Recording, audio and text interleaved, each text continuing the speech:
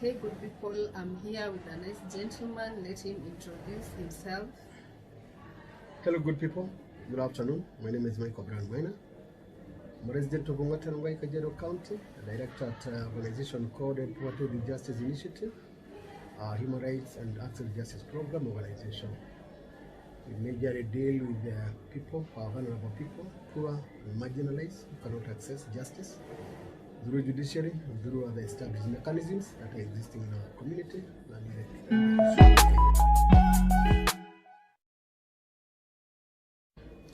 Impressive. Now, when you look back about the CGFC formation, what do you see? How do you feel? I feel, as far as I'm concerned, CGPC have done so well. But as usual, as human beings, we have challenges and we have had challenges, especially when it comes to competition of resources, competition of titles, and competition of positions and such. So where we have had those challenges is when it comes to those competitions, because like now for a number of years we've not had a good management at the diocese level. We've not had a good, an objective coordinator at the diocese level. And for that reason, most of the parishes have been almost dormant. Not much is happening around there. Again, also we've not had a very objective priest, a Catholic priest at the diocese level, and even at the deanery levels, whereby they would support CGPC fully in terms of everything that would require, including resources. And for that reason, I wouldn't say that this is where we wish to have seen CGPC at this time and at this year. Number three, we have had Catholic priests who have been against the CGPC in so many areas. Actually, even some areas they have been shut down, and especially where they go to investigate the conduct of the priests.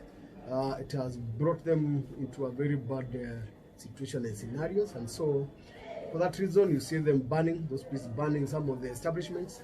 They have outruled them, and even they have written statements to the bishops and victimizing them and such.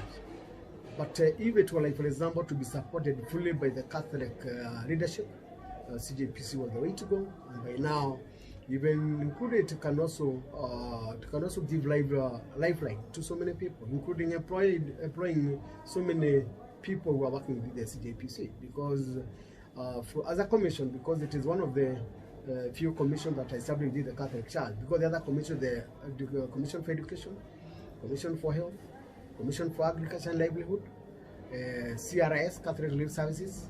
So those are the commissions. There are about 5 commissions that have been established. Now within the commissions, any commission is established within a legal framework, which gives resources, gives human resources, and gives other items and requirements that would that could help that organization or that establishment to achieve its objective and to achieve its mandate. So I would say, if it were, like, for example, to be given the support that it required, it is the way to go. Wow, that is very nice. We'll just go on someday about the CGFC. Now let's go back to the community. Like, what motivated you to start helping everything about the community stuff, the social justice, and everything which happens around the community, conflict management, and all that? Thank you so much for your question. Again, I go back to my training again also. When I went back to my training at Colping Training Center, it was an eye-opener. And I believe, as a commissioner, I believe as a member of the society, there has to be a time in your life where you start changing your life. Especially, this is why we usually say, when you're going to school is one of the areas that changes one's life and perspective of how you look at things. So my going to Colping Vocational Training Center, it changed my life completely, because I started looking life from another angle. In my training, in one of my trainings, I was told that as a commissioner, as a social change driver, you must wear a third eye. And so from that day, I started wearing a third eye. I was told that there are times when you normally see the normal things, and there are times you will see beyond the normal things. So seeing beyond the normal things is that, like, for example, right now if you tell someone here where we are seated at, or even here at Ongwatanongwai, we have people sleeping hungry many people would ask you where and how and for what reason. And because they may not be having any idea of how people would go to sleep hungry. If you tell people there is even Kainage Street here in Longatanongai, they would ask you where. You know, because in one way or another, they have not experienced, they have never been in this kind of situations. And so, what changed my life now to focus on that area? I've always been walking and moving around with that third eye to see what others are avoiding to see, what others hate to see, and what others would not even imagine of looking at. And so this is what drove me into community programs and community social programs and activities. That's why I always feel like, for example, when I occupy the spaces of the marginalized people and the poor people, and when you mean poor, it's not only poor in terms of resources, it's poor in so many areas.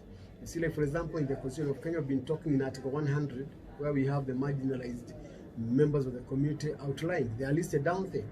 And the first category is the women. Why do we call the women, like for example, why do we call them poor and vulnerable? Because the history of Africa has been drafted.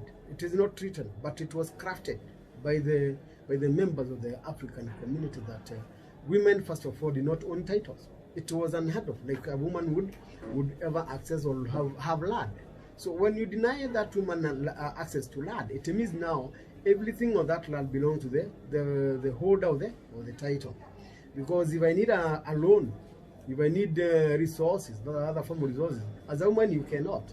And that's why you have, like for example, to live within the realms of the man. Because it is a man who will demand and command and ensure that you live as according to his terms and conditions. And so those are some of the areas that we've been trying, for example, to propagate for and advocate for, so that we can see if a woman also may be given the opportunity to start owning land, also to have title. And we are lucky that this Constitution of Kenya 2010 now, every woman has a right to inherit what her parents and what her guardians and what they have. And secondly, look at, for example, the girls out there, the girl children, the girl child. Look at, for example, there has been a scenario whereby girl children were never taken to school.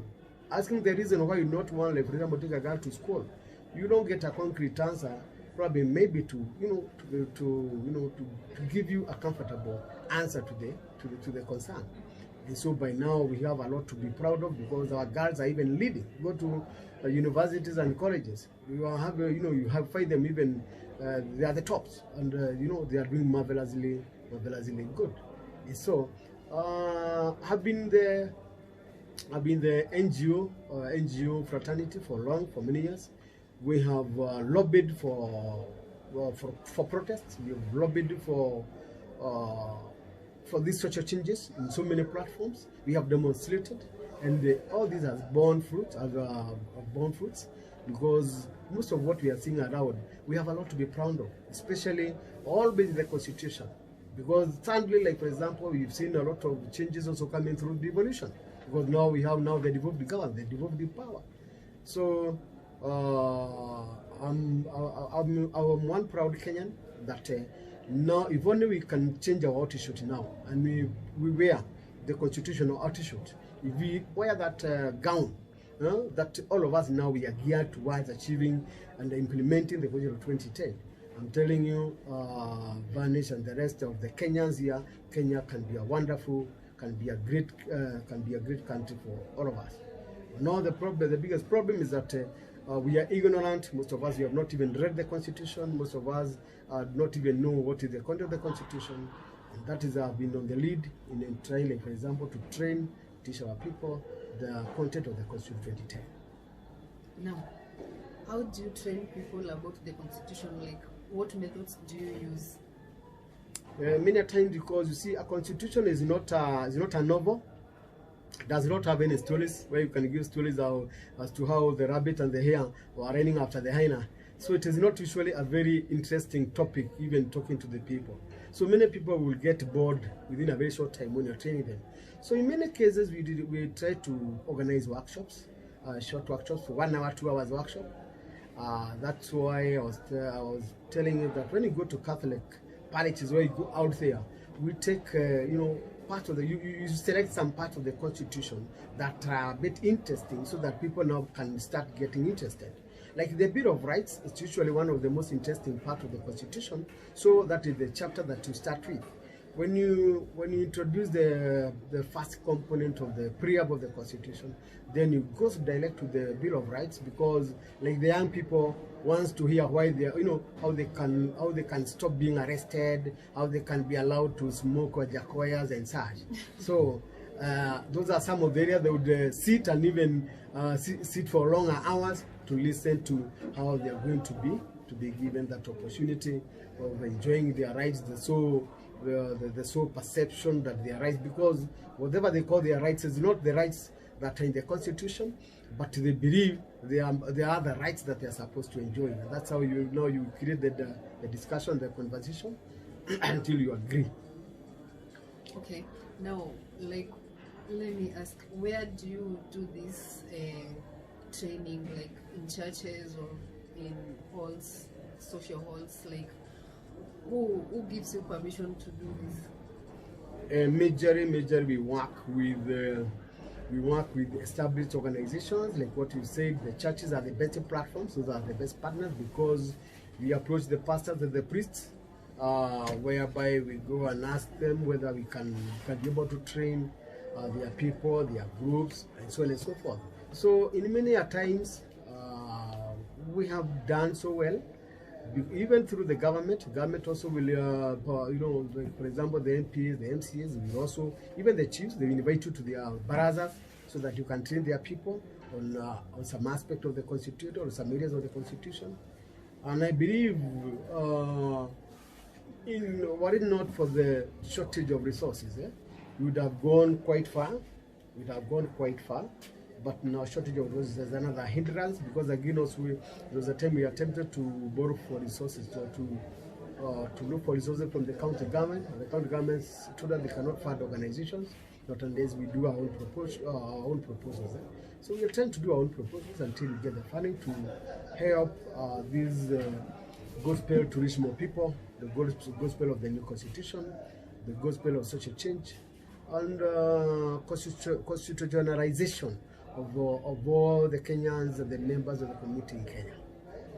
Okay, now like let me say the resources is one of the challenges you face when you're doing the trainings. What also do you find it difficult, like when you want to do these trainings in the community or in the society? You see, normally and especially in so many, in all areas, resources becomes the first item. Like in Kenya, for example, right now, we have a culture whereby when you go for any training, the people that you are training, first of all, they ask you, is there a sitting allowance? That's the first question. And you find that there are people that will even shun off or keep off simply because there is no sitting allowance. Secondly, there has to be some snacks, there has to be some refreshments. So if you don't know how, like for example, even funds to give refreshments or those snacks, then it becomes another challenge. Some people will tell you, if there's nothing, you don't even offer snacks, why do we need to go out to come and sit there and waste our time there? So we have, that is the biggest challenge that we are having, that when you don't have resources even to give us that allowance of sitting allowance, that snacks and refreshments, other motivation, like for example, even pens and books and such, notepads and such, then that also becomes another challenge. Yeah? And secondly, sometimes you may also lack hall spaces for training, like hall hire and such. So again, also, having such a challenge, then it also hinders you from delivering within your mandate and within your program that you have come up with. So basically, resources, let's agree, is the biggest problem. But that one, I would start here, I would sit here proudly say it has not stopped us. Lack of resources has not stopped us. We're still moving, and we believe one day, one time, resources will still come and go. We will find us moving, though moving maybe at a snail's pace, but at least we believe for sure we are moving at a certain speed.